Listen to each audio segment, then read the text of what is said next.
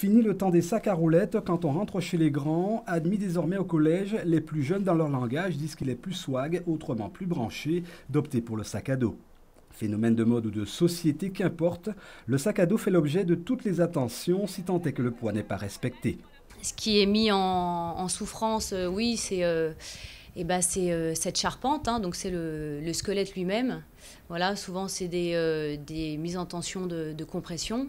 Et puis on peut aboutir à des attitudes scoliotiques, hein, chez les enfants. Donc c'est des choses qui ne se voient pas forcément tout de suite et qui ne sont pas du tout prises en charge sur le moment.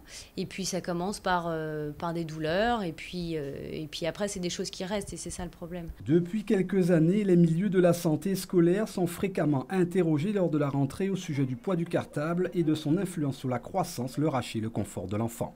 Il n'existe aucune revue systématique sur l'efficacité des mesures de prévention des douleurs de dos chez les jeunes.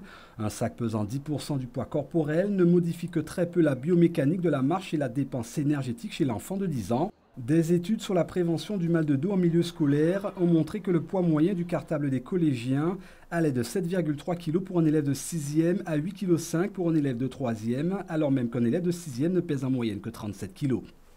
On est loin de la norme fixée par une circulaire ministérielle du 26 octobre 1995 qui précise bien en effet que le poids du cartable ne doit pas dépasser ces fameux 10% du poids de l'élève. Il est souhaitable d'encourager une gestion optimale du contenu du sac ainsi que la mise à disposition de casiers pour certains élèves.